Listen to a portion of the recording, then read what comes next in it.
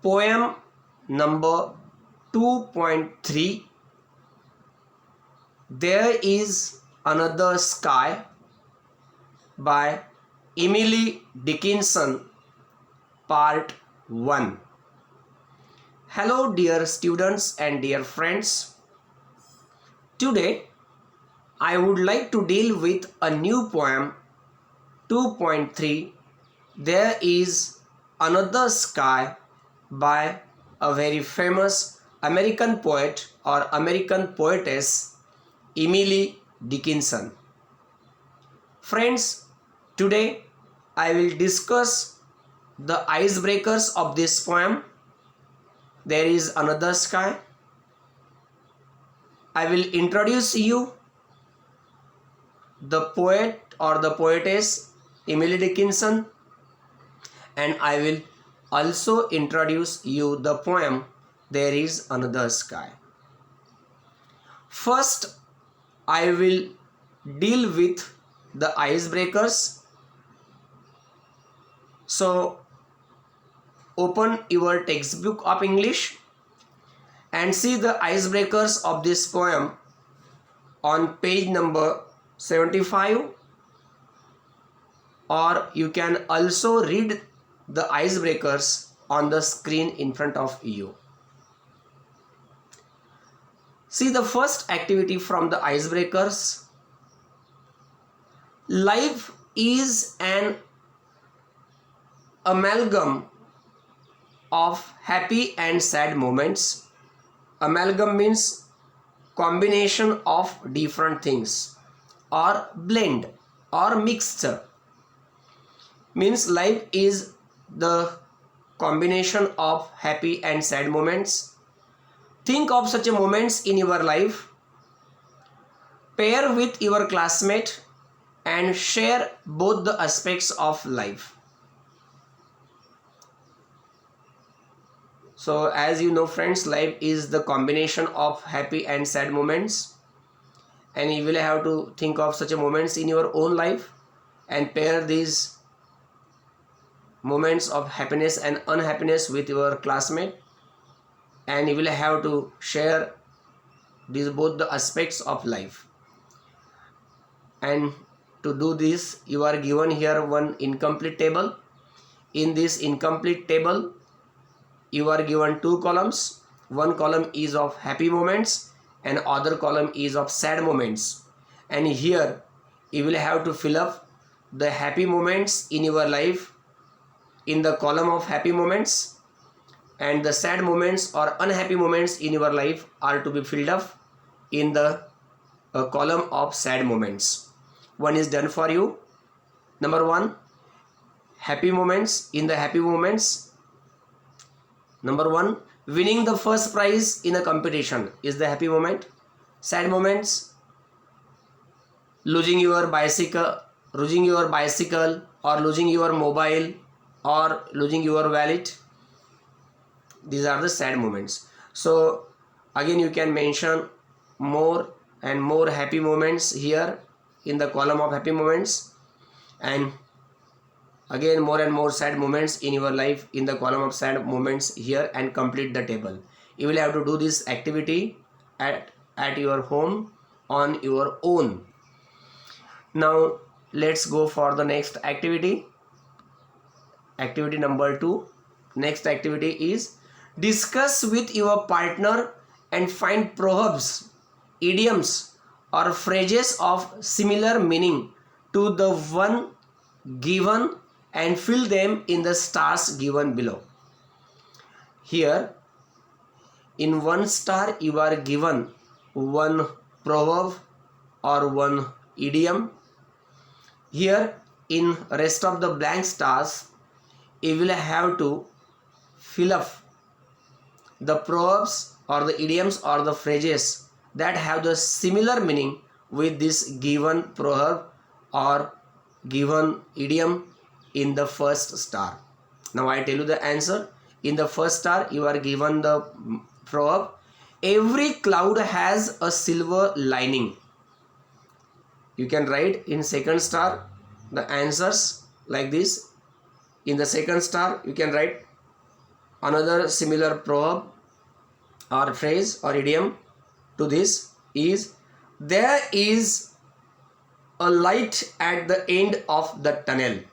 In second star you can write, there is a light at the end of the tunnel. In the third star you can write, the darkest hour is before dawn. The darkest hour is before dawn. And in the last star you can write, no pain, no gain. No pain, no gain. Now let's go for the next activity in the icebreakers.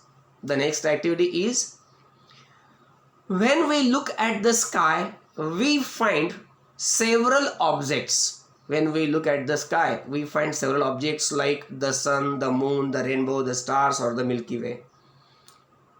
They stand for something or the other. All these objects like the sun, the moon, or the rainbow, or the stars, or the Milky Way, they stand for something. They indicate something. They indicate something more. They highlight something more. Complete the following table by finding the significance of the given objects. And here you will have to complete this incomplete table by finding the significance of these given objects, or by adding or mentioning what do these objects highlight or indicate in this table. You will have to complete the given table by indicating or by writing what do these given objects in the sky highlight or indicate or they stand for. One example is done for you. Here also you are given two columns. The one column is of celestial bodies. Celestial means related to the sky or outer space. So in one column you are given celestial bodies, and in other column you are given the association, means what do these objects in the sky refer to or stand for. Means in the one column of celestial bodies you are given the objects in the sky or objects at the sky, and you are given here some of the celestial bodies like the sun, the moon, the rainbow, and the stars. And in the other column you are given what do these celestial objects or celestial bodies highlight or stand for. For example, the sun stands for power, heat, energy, commitment, etc. Again, the second one is the moon. The moon stands for beauty, coolness, calmness. So in celestial bodies, the second one is the moon, and in association you can write beauty, coolness, calmness. The third one is the rainbow. The rainbow stands for color, freshness, cheerfulness, or pleasure. Means against rainbow, in association you can write color, freshness, cheerfulness, pleasure. The next one is the stars. In the column of association you can write hope amid darkness, hope amid darkness, direction, friendships. Means the stars stand for hope amid darkness, direction, and friendships. Again, one you can add one more in celestial body, and that is the Milky Way. You can also add this one in the celestial body, the Milky Way, and the Milky Way stands for infinity or humility. Means in the column of association against the Milky Way you can write infinity or humility. Now let's go for the next activity. The next activity is, colors mentioned in the hexagons given below are associated with something or the other. here you are given some hexagons. In all these hexagons you are given some colors which are associated to something, or which highlight something, or which stand for something. Discuss with your partner and fill in the blanks. And then now you will have to fill up in the blanks in the hexagons. What do these colors highlight? What do these colors stand for? What do these colors indicate? Or what are these colors associated with? Now I tell you the answers. Now the first one is pink. Pink color is associated with delicacy, or it stands for delicacy, means pink, delicacy.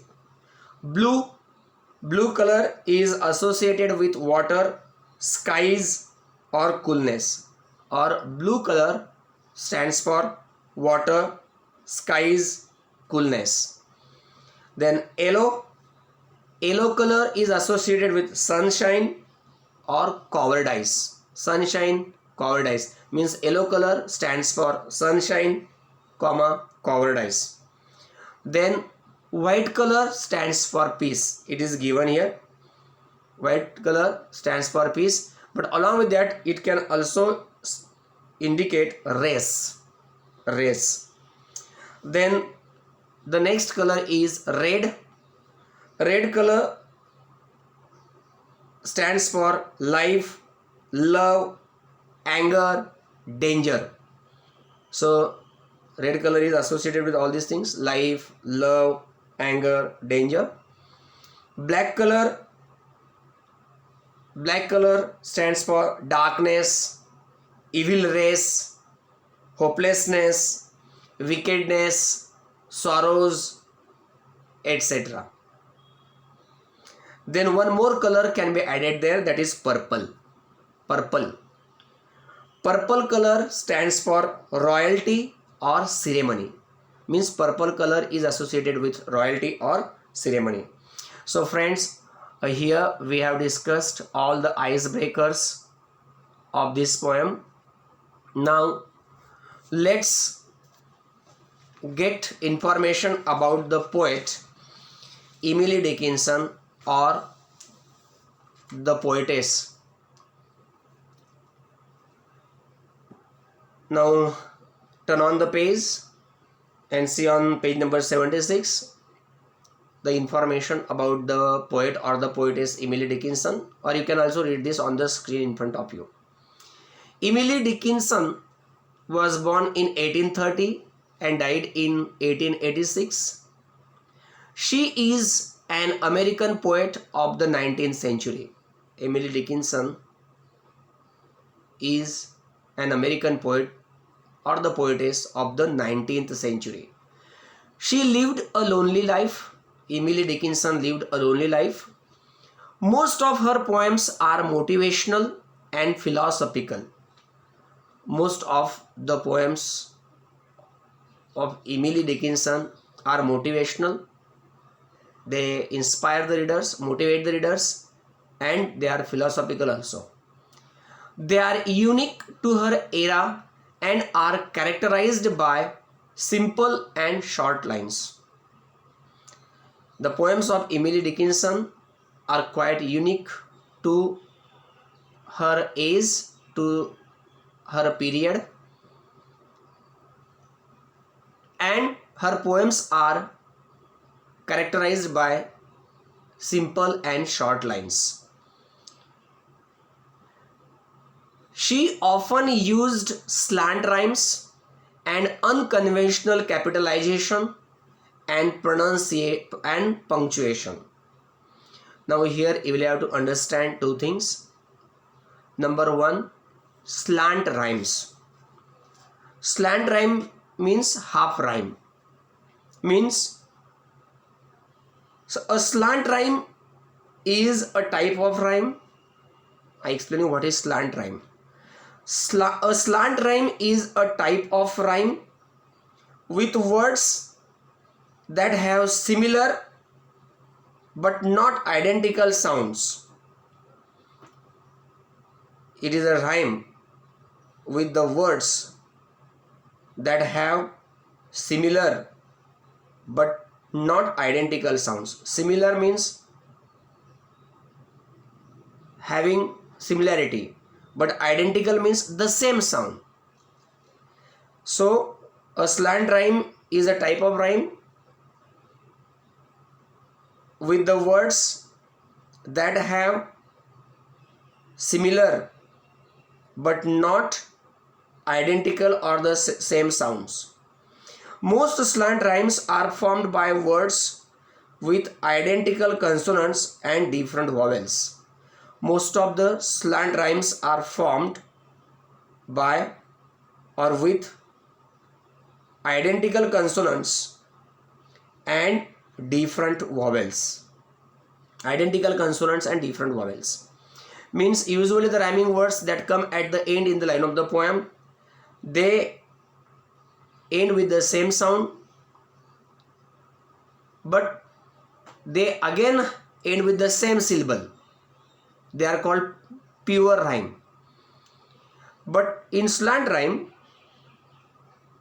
the words end with the similar last consonant sound, but their vowels in that syllable are different. For example, take these two words, worm and swarm. Worm and swarm. Now in these two words, both the words end with the same consonant sound m. Worm, swarm. Worm, swarm. Both the words end with the same consonant sound m.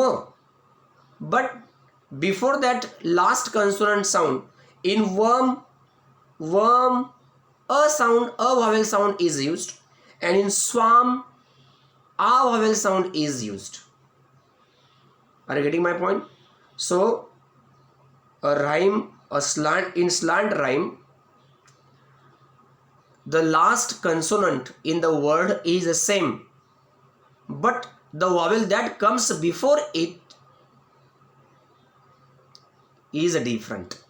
In simple words, a slant rhyme is a half rhyme, and usually it is formed by the words which end with the same consonant sound, but the vowel sound that comes before the consonant sound are different. For example, here in the word worm and swarm, here both the words end with the m consonant sound, but in worm, before m sound, this vowel is used, and in swarm, before m, a vowel sound is used. So here both the words end with the same consonant sound, but the vowel sound before the last consonant sound are different, and so it is the example of a slant rhyme. So the poems of Emily Dickinson are often in slant rhymes, and she uses the unconventional capitalization and punctuation. Unconventional means not following the traditional rules of capitalization and punctuation. Means here you will have to understand two important features of Emily Dickinson's poetry, and they are: number one, she often uses the slant rhymes in her poems, and the unconventional capitalization means she doesn't follow the traditional rules of capitalization and punctuation in her poems. Her poems are the psalms and hymns of life in all its shades. Psalm means sacred song. Hymn means also sacred song, holy song. Psalm means a sacred song in Bible or sacred song, and hymn means a sacred song or a holy song.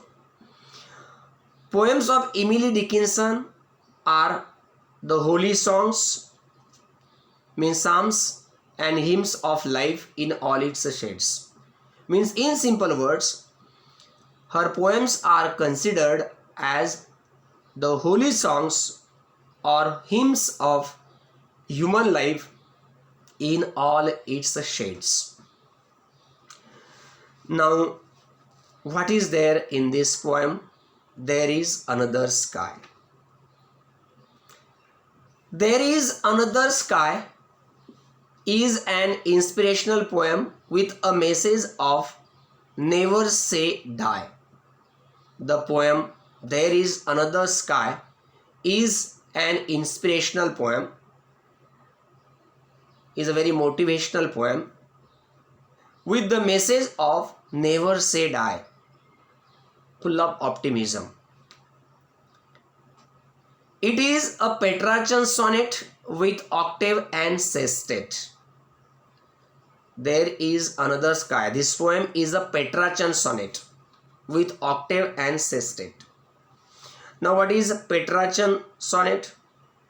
Petrarch was the Italian poet who has composed the sonnet with the specific features, and such sonnets which have or contain the same features are of or that of Petrarch, the Italian poet, are called Petrarchan sonnet. Now, what is Petrarchan sonnet, or usually what are the features of Petrarchan sonnet or Italian sonnet?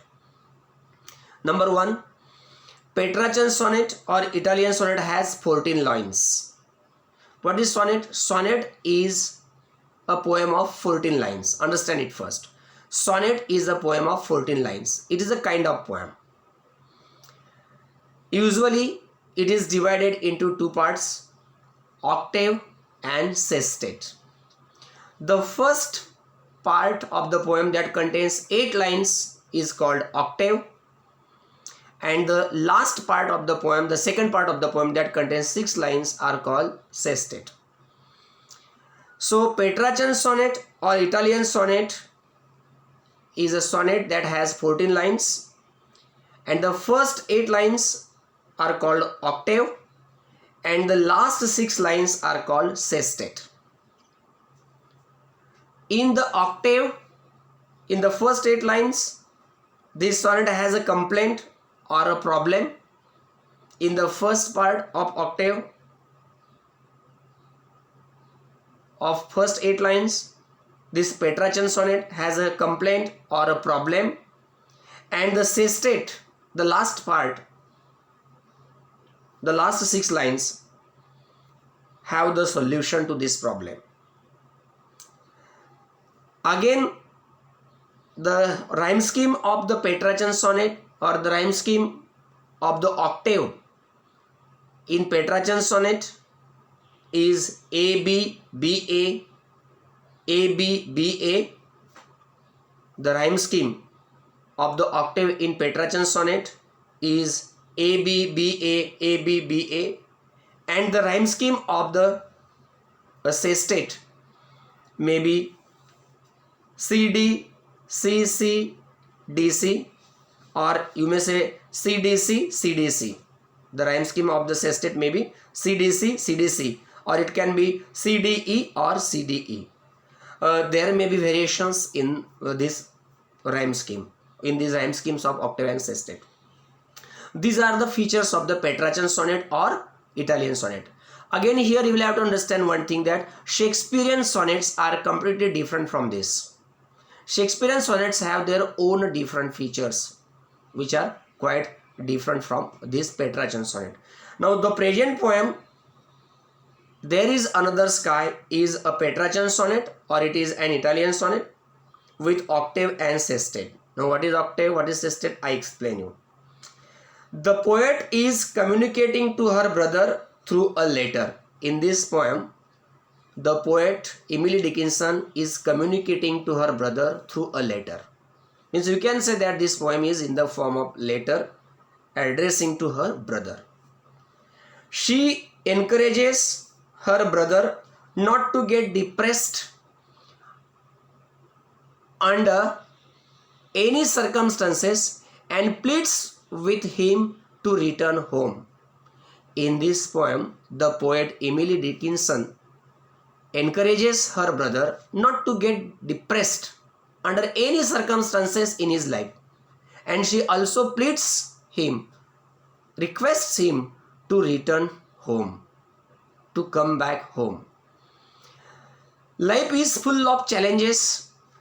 One can tackle the challenges with a positive attitude. She also tells her brother that life is full of challenges and one can tackle the challenges with a positive attitude. The poem ends with the tone of optimism. The poem ends on an optimistic note. The brighter garden stands for choices that life offers to all. This poem, There is Another Sky, ends on an optimistic note. This poem ends with the hopes and optimism. And the brighter garden in the poem indicates the choices that life offers to all. So this is very inspiring poem. In my next video lecture, I will read the poem line by line and I will explain you the poem in detail. So friends, we should stop here. In my next video lecture, I will read the poem line by line and I will explain you this poem in detail. Thank you so much. Have a nice day.